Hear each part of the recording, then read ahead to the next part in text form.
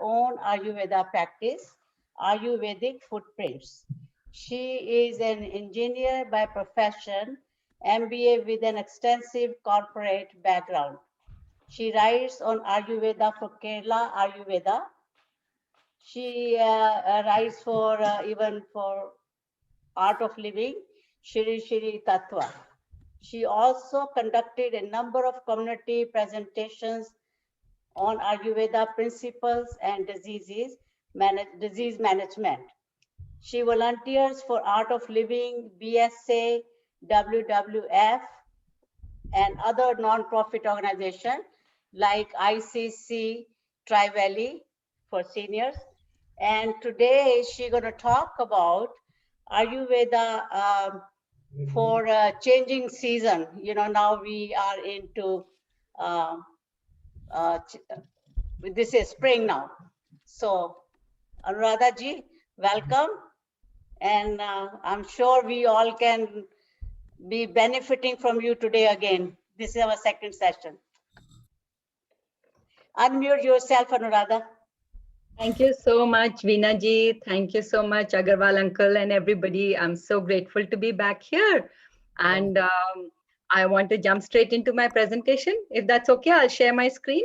Yes. Yeah.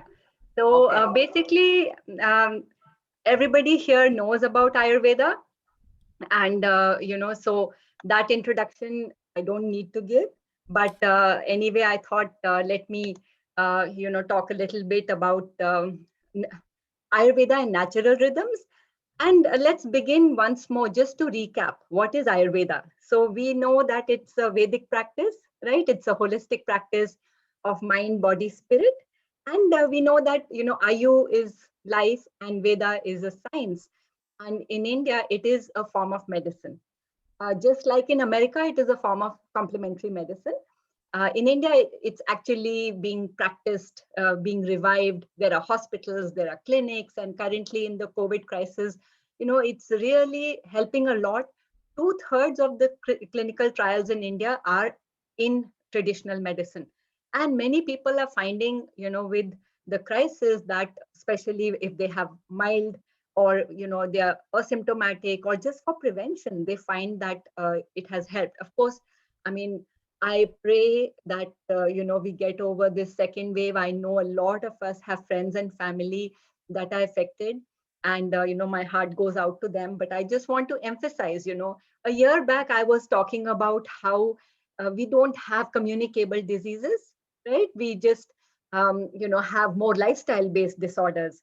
So it's like 6 in 10 people in America either have diabetes or hypertension or obesity or joint disorders. And a lot of these are because of our lifestyle and, certain forms of cancer too. And, certain lung and kidney disorders are just lifestyle related. And that is where a lifestyle science like Ayurveda helps. On the other hand, in the pandemic, what we found is that immunity matters so much, boosting our immunity, following certain basic principles. There again, prevention, Ayurveda as a preventative science is so important. And another thing is Ayurveda considers our relationship with nature.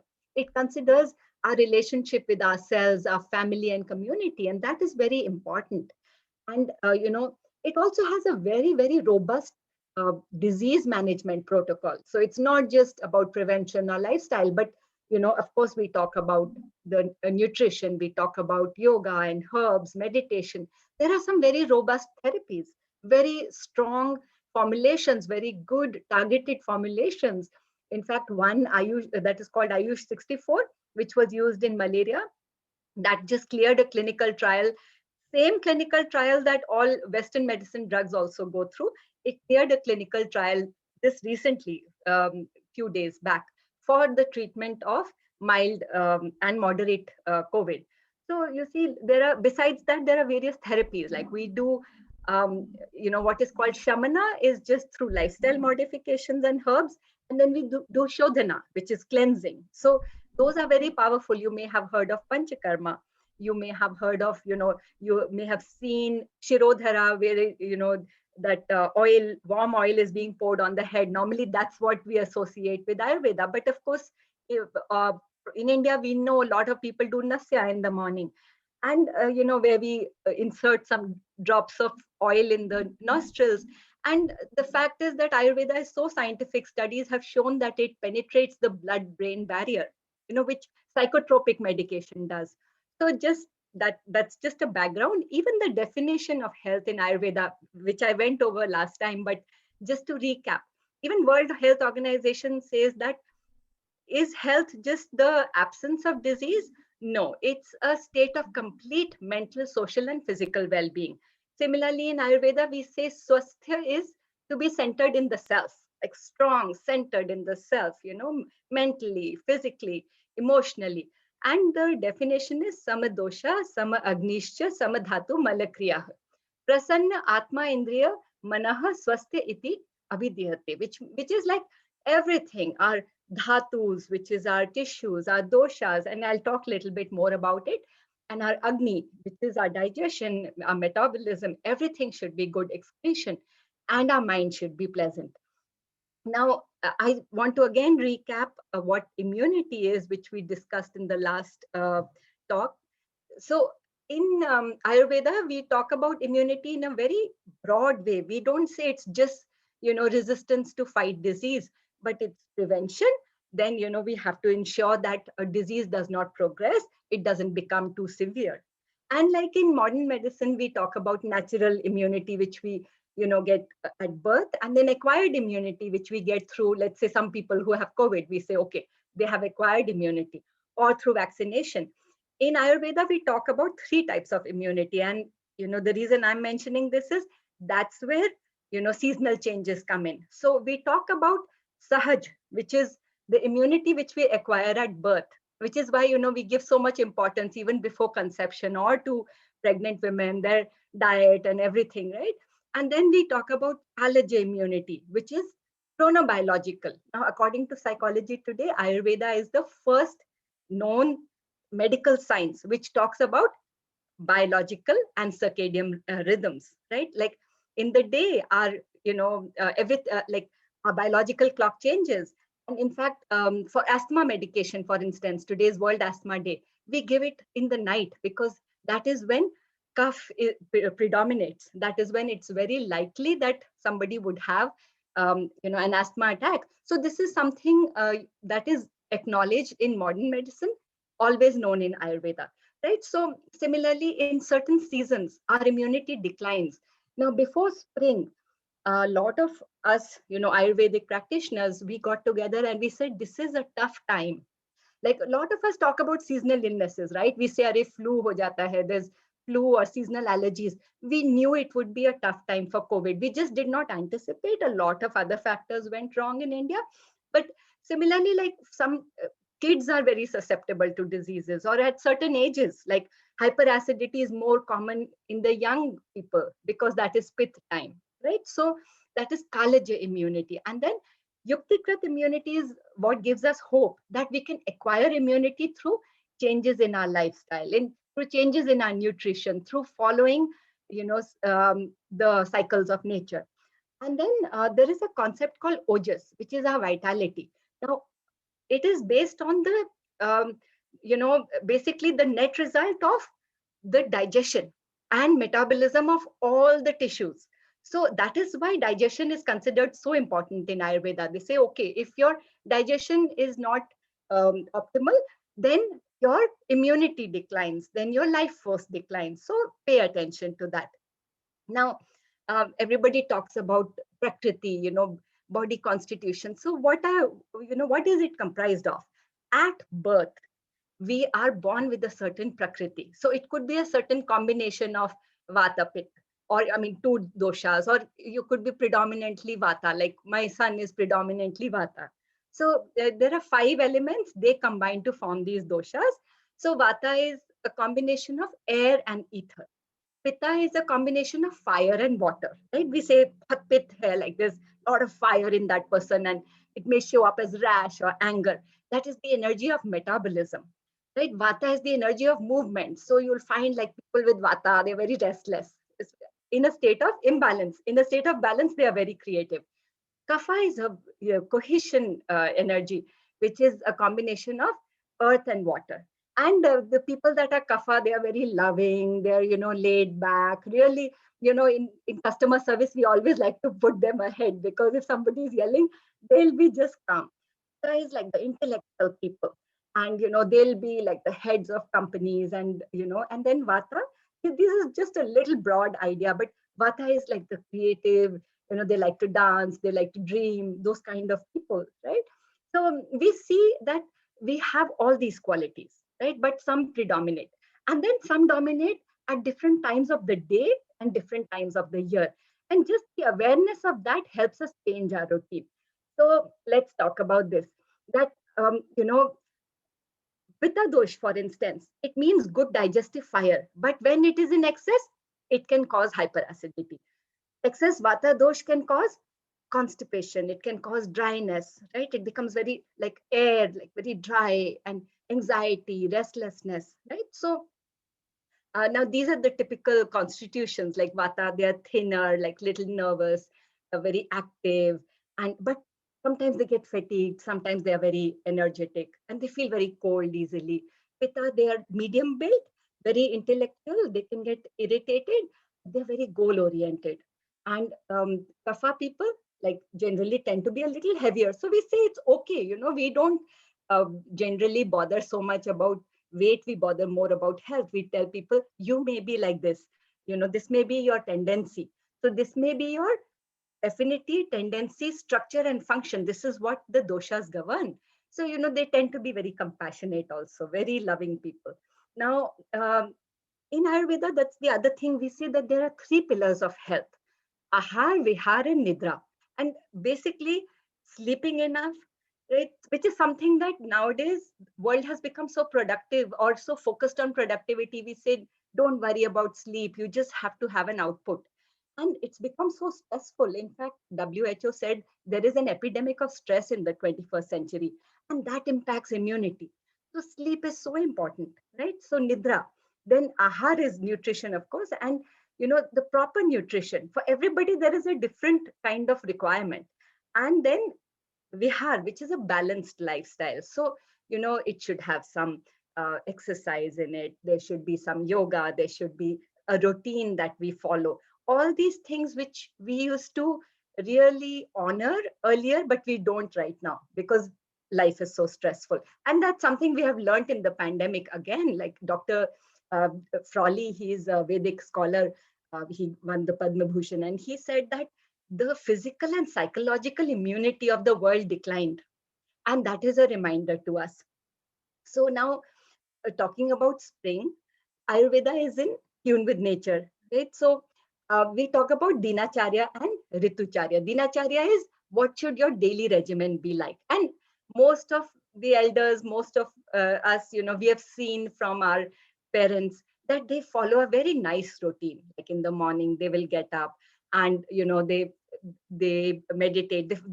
Evacuation is very important. Here, it's not given so much importance, but, they need to use the restroom. And then they brush. A lot of them do oil pulling, which is, swish oil in their mouth for 2-3 minutes. A lot of them do nasya, like the oil in the nostrils. They'll splash their face, they splash their eyes. And in fact, if we put water in our mouth and then splash the eyes, that's really good for the eyes. It's really good for cooling down the system. A lot of them meditate, they do yoga, they walk, they will eat breakfast at a particular time. In fact, we were asked this question: what is most important? What you eat, when you eat, or how much you eat? And when you eat was considered most important because body is part of nature, and it reacts that way, like to a rhythm. So like there is a rhythm in nature, there's a rhythm to the heart, there is a rhythm to day and night, to menstrual cycle, to everything. So we also are part of nature, and we need to follow that. So the daily routine, and then even night time, sleeping on time. Like some people tell me, oh, we sleep 8 hours, but 8 hours of that, 4 in the night and 4 in the day, that's not the rhythm. I mean, of course, if your work requires it, that's fine. You have to get around it. But otherwise, sleep on time and avoid daytime sleep. And then Ritucharya, that is the seasonal regimen that we follow. Now, in Ayurveda, for prevention, we talk about these. We talk about Ahar, Vihar, Nidra, and then we talk about Ritucharya and Dinacharya. However, if you have a particular illness, let's say if you're diabetic, now there are 19 types of diabetes in Ayurveda. Let's say it's a Vata type of, Vata related diabetes. Normally it's Kapha related. Then, whatever be the season, you have to think of the diabetic element first. You have to get that under control. But otherwise, you need to be aware that there is a seasonal change. What can we do about that seasonal change? And then there are two major changes, like not summer and winter, but the transition to summer, which is spring, and the transition to winter, which is fall, in which we really need to attend to our health. And that is something we used to talk about anyway in, ancient times. We would say season is changing. Even my mother-in-law was saying season is changing. So anyway, people are a little bit falling sick. It happens. So in fact, I just want to go with the Ayurvedic clock, and this is corroborated by, there was a Nobel Prize that was won a couple of years back for circadian rhythms. So what we say is Vata time is 2 to 6, and I will send these slides also, in the afternoon and in the night. So people who are very restless, they wake up very often at 2. Between 2 and 6, one of my friends, 2 to 6, she wouldn't sleep because that's the Vata time. She had Vata imbalance. Then in fall, which is autumn, like we find that Vata is imbalanced. And I used to always find myself very anxious and restless in Vata time and a lot of dryness, but I never really associated it with this imbalance. Now that awareness is there, so I know, okay, I have to balance Vata. And then early winter is again Vata time. And as we age, right, there's dryness of skin, little bit constipation, little bit aches and pains. So once we know this, we know we have to balance it out. What does Vata need? It's dry, so it needs more moisture. So we need to hydrate more. We need maybe a little bit ghee in the diet. We need to have more soups, stews. Vata needs sweet, sour, salty taste. There is a Shad Rasa or 6 tastes that we talk about in Ayurveda, and it needs a routine. Vata needs enough sleep. So once we know that, we can follow the regimen. Now, Pitta is summer, and Pitta is more associated with youth, which is why I said like hyperacidity is more in people, the younger people. And we tell them, okay, don't, like in the afternoon, don't do yoga or don't exercise because it will just increase the heat. So, simple principles like we can be used. Very, very simple principles to avoid an imbalance. And 10 in the morning to 2 in the afternoon is Pitta time. So it's good to eat before 2 because that's when your digestive fire is strong. And in fact, this is also a productive time to work. And summer is Pitta time that we all know intuitively. Now, what is the Kapha time? And this is where Ritucharya principle will come. That's 6 in the morning to 10 a.m. So that's a time we may feel little lethargic, but we should actually exercise to get rid of that lethargy. Or we should try to wake up little before 6. That will help with using the restroom. That will help be little alert. So, and then late winter and spring is Kapha time. And childhood is also Kapha time, which is why a lot of kids have congestion and those kind of things which clear up as they get older. Now, in late winter, our digestion is good. We feel hungry, and Kapha is not imbalanced. So it's like, snow. But when spring comes, then the Kapha melts. It's just, if we think of it in terms of quantum physics, or we think of it in terms of subtle energy, it melts and clogs the channels. So a lot of imbalances creep up in spring. And in spring, the digestive and metabolic fire declines, which is why it is a tough time for anything, any respiratory illness. So that's something to keep in mind. So, spring is nature's new year. So we want to clean all that clutter, that buildup of Kapha. And that's why they say, let's do spring cleaning, but not just in the environment or the home. Let's do it also in our body and mind. Let's renew. So that's what we tell people. And now, this is right till May, it's going to be spring, but it depends on which part of the country we live in. Soon it will start getting very hot, right? Then we need to have a protocol. But this is the time we need to cleanse. our system. And I'll come more to that. I thought this session I can focus a little bit on that. We need to address this decline of our digestive fire, and just be very mindful in what we eat and how we eat. So now, already I talked about uh, these changes. Now, what are the qualities of kapha? It is a combination of earth and water. So it is the binding energy, like, just building, binding. It's a good energy which is needed for strength. It is very unctuous, like moist. It is cool. So it needs warmth. Even though we feel in spring, oh, let's, just forget everything. And, people go out with wet hair. We should not do that. It's very heavy. It's a slow principle. So it needs activity. It's smooth. It's very soft and static. So that's how we define, the principle. And then we try to balance it with opposite qualities, because kapha imbalance leads to allergies. It leads to congestion, heaviness, like people feel, I want to sleep in the afternoon, but they should avoid it. Then it leads to weight gain and lethargy in this time. And, uh, sometimes people have edema, that kind of symptoms.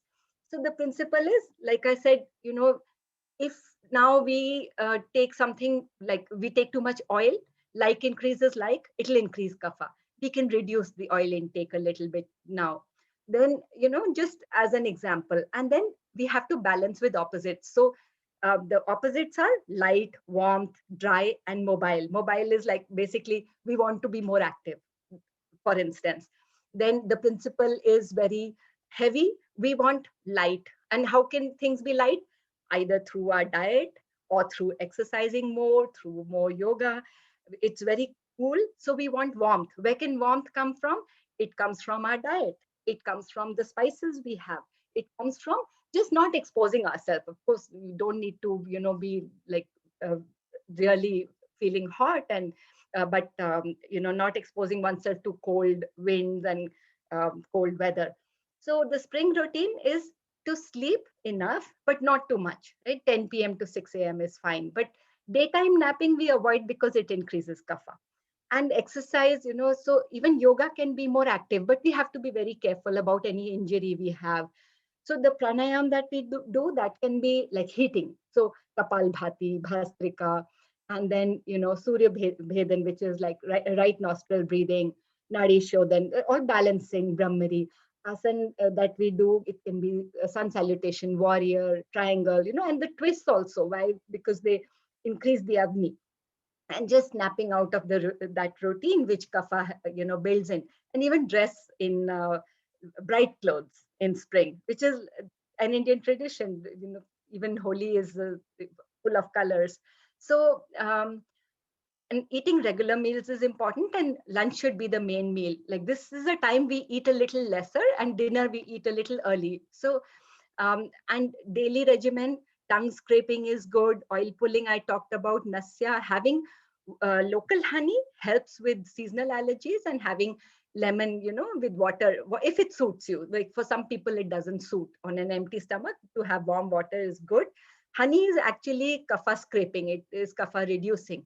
And then for most people, as we like, for me, I need abhyanga even now. My skin is very dry. So we have to see, but for some people in this season, the skin becomes very moist, especially if they are kapha predominant.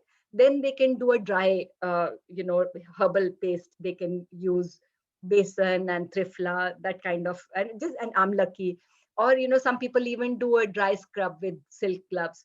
But we have to see, it's very individualized. I cannot do it. I still do abhyanga. I still use even sesame oil. Normally for kapha, we say, okay, use mustard oil. And, but I don't have that problem, because the individualized again. So if we are congested, we can try steaming. Now, the Ministry of Ayush, which governs Ayurveda, especially at the time of COVID, they have said steam with haldi namak, that is turmeric and Himalayan salt, or even with water boiled with trifla or yashti madhu. The yashti madhu is one of the herbs which actually was part of the clinical trials that the government is doing. And it's it's licorice. It's a very good herb for the mind also. It's a good Medhya Rasayana. It's a good herb for respiratory system and digestive system. In hyperacidity, a lot of people take it. So, and then this, if you have hypertension, it's better to take DGL licorice, which, you can find on Amazon also. And then that is if you are ingesting it. This is for steaming. If you're gargling, then, you can use tea tree oil. But Ministry of Ayush has said add mint, pudina, or ajwain, carom seeds, eucalyptus, those kind of things you can use for gargling. And then avoid heavy, oily, fermented, chilled and fried foods. Avoid sweet, sour and salty food. Now, sweet, sour and salty food, it increases the kapha. And the reverse we'll talk about is bitter, pungent, astringent. Those are the 6 tastes in Ayurveda. And fermented, generally Ayurveda says go slow on. Don't have anything cold beverages. Don't have anything heavy and oily. And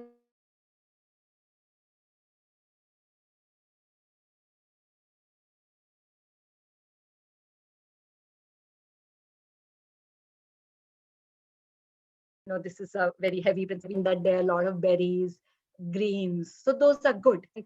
Again, I talked about bitter taste and pungent taste. And seasonal fruits like pomegranate is great, apples, well spiced food. So all spices are good for kapha. So, from garam masala, cinnamon, cardamom, all of them, we'll go more into that. And if you can cook a little light, like steam your food, bake it or grill it, just saute it like we do, but little less oil. And light soups, sprouts, those are good. And ginger tea is great with lemon. And there's actually a spice called pikatu, which is basically long pepper, and then it's dry ginger and black pepper. So that's very good, but it's very heating, pitta aggravating. So that can be taken if there are respiratory allergies with honey. With honey, you can take ginger and black pepper also, and just sip warm water. Seasonal vegetables, of course, at this time it's broccoli, cabbage, and greens, which we favor. Fruits are all the berries and peaches and cherries, and grains it's barley, corn, wheat. Even basmati is good. Basmati is tridosha pacifying. Quinoa, if you're used to it. And then all beans are good. The big beans are good, but if you can't digest them, don't have them. So for me, I cannot take garbanzo beans. So that's because of vata. So now dairy should be in moderation, like buttermilk and all of that should be in moderation. Even nuts and seeds, because they are heavier. And oils also in small quantity, like olive, avocado is good, little ghee. And spices, of course, everything from turmeric and cardamom, cloves, everything is great for kapha, garlic, ginger, coriander. Now, one of the things I talked about is cleansing. Now, in Ayurveda, cleansing is given a lot of importance, what we call Kale Samshodhana. So, not so fasting anyway, a lot of people do, but this is cleansing where we try to eat a little lighter. And maybe some people take trifla, that kind of a herb which helps cleanse the system. And in the US, spring is the best time to cleanse. In India, monsoon is the best time. Yeah, and then spring.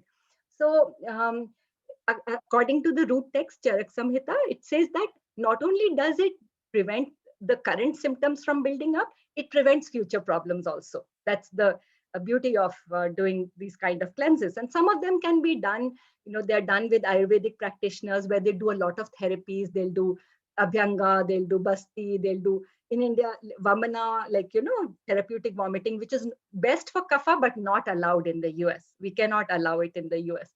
They do Nasya. They do even in India, Rakta Mokshana, which is like, the leech therapy. Here, it is not allowed. Though here, actually, they have used ants to suture, wounds in the stomach. So, like, they're open to some certain forms of, use of certain, insects in even surgeries in Western medicine. So, all of this has to be done under the guidance of an Ayurvedic professional. There are, of course, home cleanses, like which I've seen my parents will regularly do. They'll eat khichdi for 3-4 days. And there, the guideline is if you're taking trifla in this season, then if you have vata, too much vata, the next morning, take a little ghee or sesame oil. If you have too much kapha, the next morning take a little honey. So Triphala is like good for cleansing. So now Triphala is Vibhitaki, Haritaki, and Amlaki. It's a combination in equal quantities. Now, why do we cleanse? Because we want to address this imbalance. Because there is a buildup when Agni is low. Then digestion is not proper, metabolism is not proper. Then something called ama builds up. Ama is like toxins, which is undigested food, undigested thoughts, undigested environmental pollutants, all of them build up. And they cause weight gain and sluggishness, joints start aching, sleep is disturbed, then basically skin gets congested. A lot of people have skin issues at this time. And then even mind gets very lethargic, mucus builds up, right? A lot of people have sinus issues at this time. So that's why we cleanse. And the benefit is we are detoxing and getting ready for summer also. And cleansing this kapha, we are preventing all these allergies. We are empowering the Agni. We are kick starting the system and increasing our energy. So some of us do cleanses, even long distance. I have done a cleanse with the Kerala Ayurveda, or I have done cleanses for people, or you can just do them even at home. So if you're sick, don't do a cleanse, because it, I'll go into the principle of cleansing. It can increase vata. So that is why in Ayurveda, we don't do like juice cleanse, or we won't do like, just nimbu pani for 5 days detox, because that is risky. It's for 5,000 years, we have been doing cleansing in a certain way where it is therapeutic. It is actually used as a non-surgical intervention, sometimes in very advanced diseases, like a panchakarma is done, even let's say in muscular dystrophy, panchakarma is done, or, in like osteoarthritis, panchakarma is done. And it's individualized. The whole plan is for the person, like it's part of the practitioner will, assess fully and prepare a plan. And it's done over, panchakarma takes a month. And there are some therapies like, maybe Shirodhara will be done, maybe Pirichal, which is, and maybe a royal bath, maybe Basti, like all kinds of therapies are done, and they are so powerful. And, it attends not just to the body, but to the mind. And in that 1 month, you have to alter your whole lifestyle. Like I did it only once, and that 1 month I was not on any Facebook, no texting, nothing. I felt like, like childhood, and felt very good actually. It was, I had withdrawal symptoms, but it was very good. Now, we always do in Ayurveda a Purva Karma, Pradhan Karma, and Paschat Karma. So basically a pre-cleanse where we are making the body ready. And how do we make the body ready? Or if we've been drinking chai, we slowly have to cut down too much processed or junk food. I like namkeen, so I start, eating little less namkeen, then stop it. Then in the cleanse time, it's only like, 3 times you're maybe eating khichdi, or, of course, or soup, or some steamed vegetables, and then taking triphala in the night. And post cleanse, you can, now it's like your system is feeling much better. You don't want to, in a room that is vacuum, you don't want to suck in like lot of dust and disturbance. So what we do is we just slowly go back to our normal routine, very slowly go back to eating the regular stuff. And, I think the last cleanse I did was in fall, and I had stopped drinking tea, but I just recently started. For so many months, I didn't have tea. So when we unplug, we try to do gentle yoga, our diet, we reduce caffeine, and, all the heavy food we cut out. And even from social media, we cut out. Like right now, any news that we see, it's really heavy. Just to even see any news in India, I mean, I find that it just bogs me down so much. So I'm I just want to focus on what I can do. And if I'm burnt out, what can I do?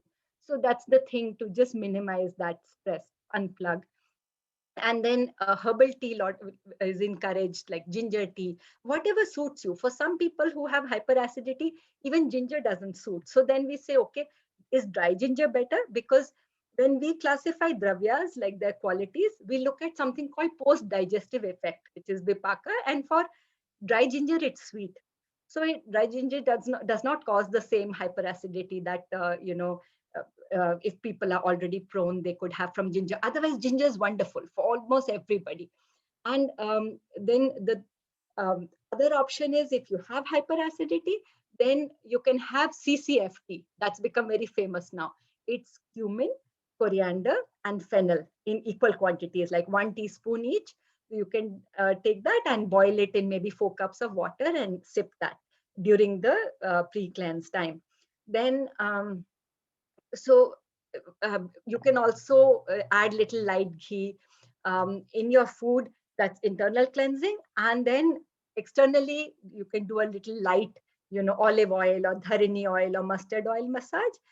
And after that, if you want, you can do a little bit of sweating, like which you can do in the restroom, like just turn on the bathroom, you can turn on the shower, and it helps absorb, it's Svedana, it helps absorb the oil, and it's good rejuvenating, for it tones the muscles. Now in a therapeutic setting, we do it, we have proper, like we have synchronized massage for Abhyanga, where two trained therapists do it with medicated oils.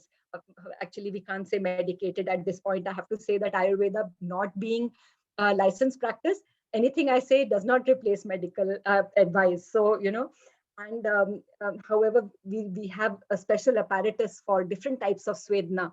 So sometimes, you can sit in a whole chamber for what we call steaming, which helps with sweating. And then the actual cleanse, if you can have little warm water and honey, you can even add a little cinnamon, you can add some curry leaves in it. And then lunch, before you eat your food, you can have little ginger with honey. And basically you can have trifla if you like. Then diet, you can either have a mono diet of just khichdi in those whatever 5 days you can determine. And then breakfast, you can have maybe poha, lunch khichdi, dinner, if you like, it can be just some soup and steamed vegetables. You're just cleansing the system. A lot of people have anyway a light diet. This is for a lot of people who eat heavy junk food, fried food. And if you already have a light diet, just adding that little trifla for that week. A lot of people take trifla as a nitya rasayan. A lot of people do that. Then, maybe like you can just make your diet a little bit stricter with khichdi, and, so um, just keeping all that in mind. And then uh, this is a detox bath I had talked about, but here in the US, a lot of people, they are very sensitive, like a dry massage with trifla or haritaki with ginger or besan. So in this season right now, it's a lot of people are prone to skin issues. So I would recommend that not be done. We used to do it quite commonly, but now we find people are not that resilient. They don't have that kind of immunity either in their skin or mind or body. So we are avoiding these things. Now, post cleanse, we talk about rasayana. Rasayana is like basically rejuvenation. And there we rest, we nourish ourselves, and we slowly return to normal diet, but we don't want anything heavy or leftovers or, uh, like sodas, sugar, too much sugar. Sugar one should avoid during the cleanse time. Alcohol one should avoid. And post cleanse, some herbs that we take are like Chavanprash. Now, Chavanprash is really good, but if your Agni is low, then we should not take it. Like even in India, we are giving Chavanprash, but not when people have fever. So it's part of the protocol, even in COVID. But when they have fever, when their Agni is low, have Kama, we tell them no. At this time, there are other things that we give, other herbs that we are giving. And Guduchi is a very good rasayan that we recommend. And we say, okay, now taper off the trifla. So um, the other aspect is the mind. Now, basically in a detox, we always attend to the mind also. So what we say is try to meditate more. And most of you do yoga, pranayam. I mean, that we are very fortunate that way, that, our elders have that lineage and they've passed it on to us, and they have passed on the value of it to us. Now, 70% of our toxins can be eliminated through the breath. And that's so important. The pranayam, the yoga, the meditation, the exercise. I mean, anytime we see like our elders walking outside, and that's again something as we grow older, we realize the value of it. And now I just did want to talk a little bit Radhaji, about Hanji. would we leave some time for questions also? Sure, sure. Yes, So, okay. sure. So I just wanted to mention allergies. If you'd, because there were a lot of questions people had about allergies. So should I talk about it or just go straight into questions? मैं तो कहूँगा question answer पे चले जाओ, because people get more out of question answers than. Yeah, sure, sure. And then we can come back to this if there is any questions. So I will now pause share, stops. Yeah, all right. So now I'll leave some time for questions. Yes, thank you. Thank you so much for giving me this opportunity to be here. So now this time is open for question answers. Anybody have a question, please raise your hand or you can ask a question. Just as first question, with all the seriousness of COVID, is it okay to use Ayurveda methods, or are we taking a risky approach here rather than the Western medicine that, किसी को कुछ हो रहा है और बात is there a risk of situation getting worse for them by not following Western medicine? Absolutely. That's such a valid question. And in fact, we feel that for prevention, it's good to use Ayurveda. But for diagnostics, like to find out whether you have COVID, to get a COVID test, we use Western medicine. And I have encouraged everybody to use an integrative approach. So use Ayurveda and Western medicine both together, especially at this time. Take no risk. Like my own father has COVID and he's doing both. So he's taking, everything that the doctor has prescribed in India, from whether it's zinc or vitamin C, and then some of the medicines are heating. Plus, I'm also giving him a couple of Ayurvedic, supplements. And the thing is that it's very important at this time that we take no risk. But what is happening is that a lot of people are home with mild symptoms and they are very panicked. So they are looking for simple home solutions. So we don't want them to take any chance. But then when medicines are also running out, let's say Ayush 64 and Guduchi, now that is being given even in Ayurvedic hospitals. So basically, I sometimes get phone calls because I'm on a helpline and I always ask, do you have an allopath? And then what is their protocol? And then sometimes if they don't have one or they haven't connected with one, or they need some time to find a doctor, then I tell them, okay, till you meet a doctor, you can just take this simple, something simple. And it's not just home remedies. We have very powerful remedies, but at this time, we should not take any risk. We should always, in fact, I feel always like my son has asthma. So when he has an asthma episode, I make sure that he takes his steroid and inhaler. But what has happened is slowly, because it's a chronic issue, slowly with the use of asthma, his own immune system has become so strong. He used to have severe asthma, now it's become mild. But during the pandemic, I would really encourage everybody to use everything. Like there is a Siddha formulation called Kabasur Kudinir, and that in clinical trials did so well. So we are saying use that also. There are people, acupuncturists, who are telling how to increase oxygen capacity. Use that also. There are people, yoga therapists who are helping. So everything that we can use at this time, but not to neglect Western medicine, because the fact is that those are the hospitals which people need if it comes to that stage. And I really hope it doesn't. But if they need organ support, if they need oxygen, they need ventilators, that's where they need to go. I hope that answers. Any areas of conflict where one interacts negatively with the other, which we should watch out?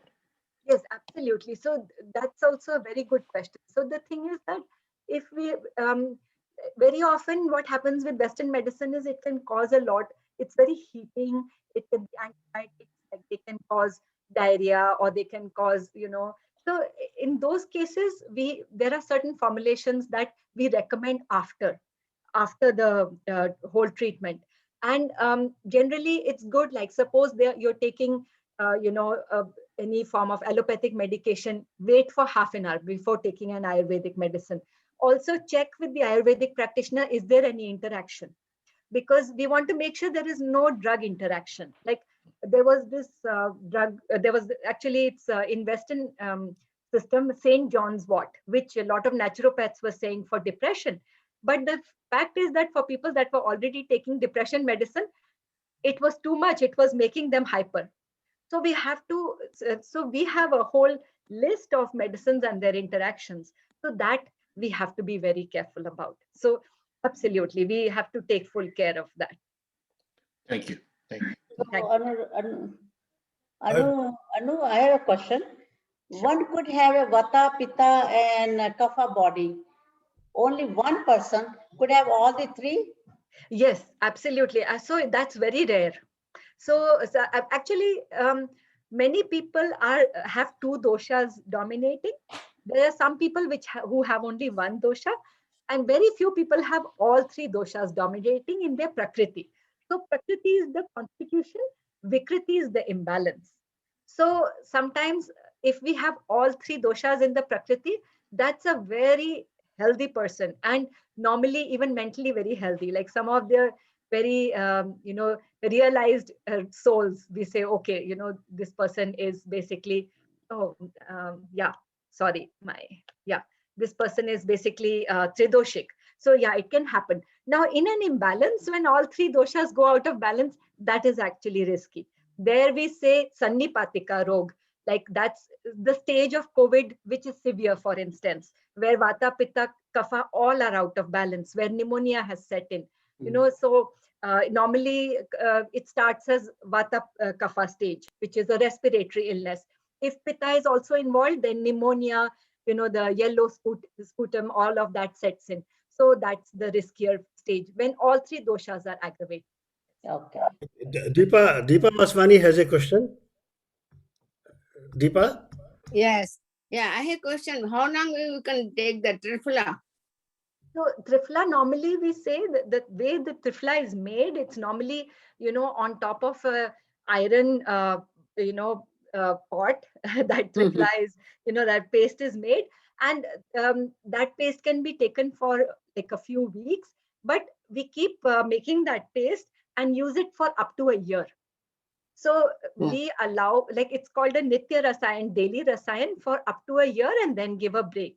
But along with that, what happens is triphala is, a lot of people think it's just for vata, but it's actually more pitta kapha balancing. So like we do want that along with triphala, it should not be very drying.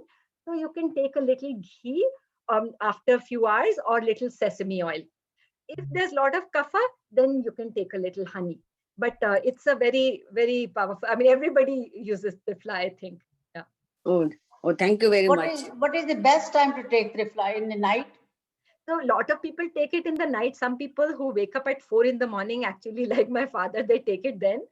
And then after a few hours, they take ghee, little ghee or little sesame oil. Yeah. So that helps, with the bowel movement. Yeah, Triphala is good for eyes also, no?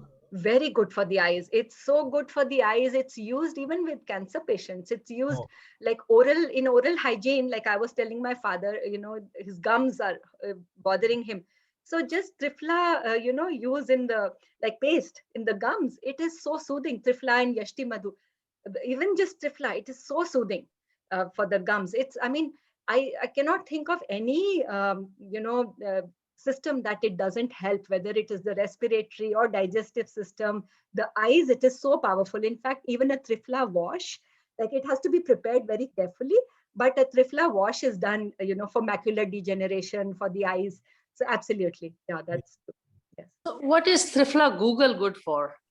So triphala, Guglu is basically triphala, like there are different forms. There's triphala Guglu, there's Keshore Guglu, there's, Kanchanar Guglu, and basically it's a combination formulation. A lot of people use it for, it's an anti-inflammatory. It is used for joint disorders. It's also used for weight loss. So very often it's used for joint disorders.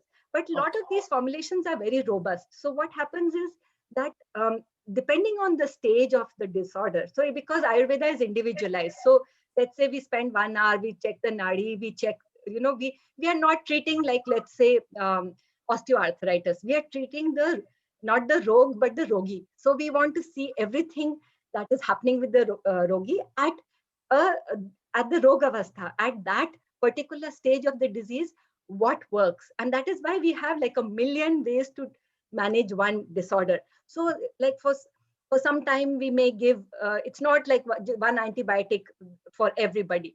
For some time, for somebody, we may give like a combination of Guduchi with Triphala Guglu with Sukumar, so like that, a lot of herbs. So Triphala Guglu, it just depends on what combination also it's being given at what stage.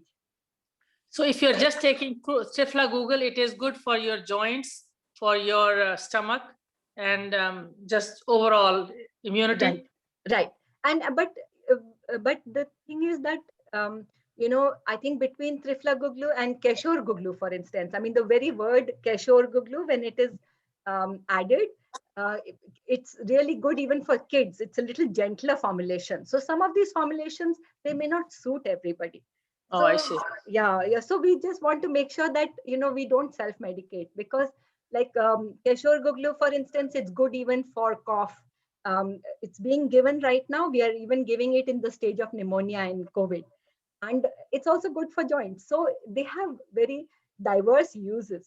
So it just depends. Some people like can't digest ashwagandha. We have been talking a lot about ashwagandha for sleep. And then we've been talking about ashwagandha for COVID. But the thing is, it increases pitta. So we don't want to give it to everybody. So that's how. Thank you. You talked about the Chyawanprash. Yes. So the people with the diabetes can take Chyawanprash too? So it's very interesting. Like in the original Vedic text, it was said that when your sugar levels are well controlled, then you can take Chyawanprash. But it's just not a risk we are willing to take. So that's why in India right now, they have sugar-free Chyawanprash and they have Chyawanprash. So basically for anybody with diabetes, they are giving them sugar-free Chyawanprash and not Chyawanprash. So the Chyawanprash is different for women and men? If there's a difference? No. Okay. No. Anybody else has a question, please do ask. आजकल जो गर्म पानी दिन भर पीते हैं उसमें क्या क्या मसाले डालना चाहिए? तो आंटी इस टाइम पे जो आप गर्म पानी पी रहे हैं, तो वो आप धनिया, आपने धनिया बोला, और धनिया और जीरा, और धनिया, जीरा और वो फेनल, सौंफ, और अगर चाहें तो थोड़ी सी शुंठी, सौंठ या अदरक या सौंठ, अदरक भी डाल सकते हैं, बिल्कुल। या एक चम्मच काफी है दिन भर के लिए? वो बल्कि 4 कप पानी में एक चम्मच आप उबाल के ले सकते हैं। Thank you. Thank you. Anuji, we are having 5 minutes. Can we summarize something which is remaining? What would you like me to talk about? I can definitely summarize.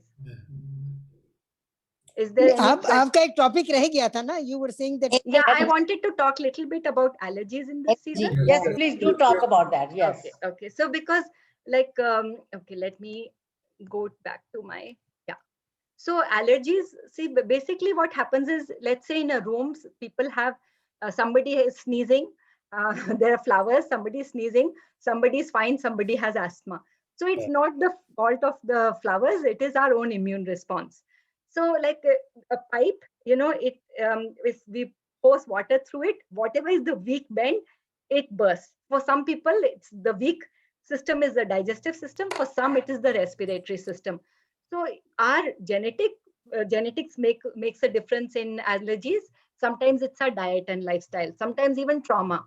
And what we do is, suppose somebody has allergies, we want to avoid like the cause. So if it's a seasonal allergy, we say, okay, try and close the windows, try to circulate air within the car. And then we want to strengthen the immunity and then introduce again, let's say it's a cat, only then once the person is strong in an integrative approach. So like one uncle talked about, like also Western medicine having it there. So, you may need Benadryl. At the same time, Indukantham Quatham is like one formulation we use. So basically, sorry, by. Yeah, so respiratory allergies, now they involve both Vata and Kapha, much like COVID. So initial trigger is Vata, which causes sneezing, runny nose, and congestion. And if we don't manage it, it can cause sinus and chronic cough. I didn't know what is chronic cough till I came to this country, and bronchitis and COPD. Now in Ayurveda, when we work, maybe it takes a year.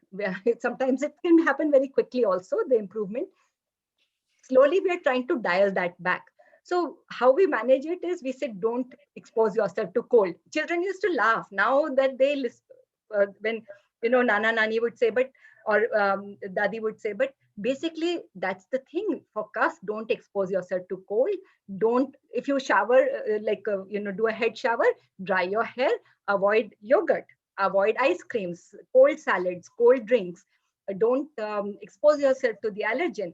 And then Nasya, not when you have sinus or runny nose, but at other times do Nasya, you take turmeric milk and local raw honey, because that has the allergy, like little bit pollen. And there are formulations for every stage. So there is the Vata, Kapha and Pitta stage. That is the way the allergy goes. Vata stage is when we are sneezing and throat is irritated. That's when we can take ginger paste with milk. And or we can take pearl onion, like that little onion comes with lemon juice or honey. And there are some formulations like Indukantam, Ghritam, Agastya Rasayan, but you don't have to worry about these formulations. Just this even ginger with milk or turmeric milk is good at Vata stage. Now if there is congestion and phlegm, then we just have ginger juice with honey, or we have tulsi, which is very beneficial, and we gargle, we do steaming. And at that stage, there is something called Dashmul, Trikatu, Vasad, all that we take. But even if you just, stick to honey and, black pepper, tulsi, that should help. Fifth stage is where it gets infected. And that's when, like it could be pneumonia, it could be like just even an antibiotic may be needed. So we always say, okay, better to see a doctor. But the formulations we use at that stage are Amrit or Guduchi, Neem, Haldi. There is Vasaka with Amrita Arishtam. There is Vasa Arishtam, Keshor Guglu that I talked about. I said that's used for, infected cough. That's what we use. So I just wanted to tell that at different stages, that's how the disease progresses. In the beginning, it's like just dry cough, just throat irritation, then Kapha stage, then Pitta stage. So that was all. And if there are, I'm going to stop sharing. If there are any questions about this, about allergies, just strengthen our immunity. That's the whole approach. I have one question before I know the time is coming up. The neem juice, I have it, and I take twice a week, one little bit in a cup, very little. Kadwa to hai, lekin, but I take it. But somebody told me with that I should take ghee or something because neem dries the body and the skin. Is it true? So it is drying. It's very brave of you to take it. My mother used to make us take it. So it's good. But the thing is that we have to see, even haldi, why we take with milk is because it's sharp, it's pungent, it's drying. So anyway, if you have added ghee to your diet, then it should not bother you. If it's not bothering you, then it's fine. If no, it's just not. make sure there is ghee in your diet. Okay, then it's fine. All right. I think time. Anybody else has a question? The time is almost there, and thank you. How about aloe vera juice? How about the aloe vera juice? Sure. Aloe vera juice is very good for pitta, for the summer season.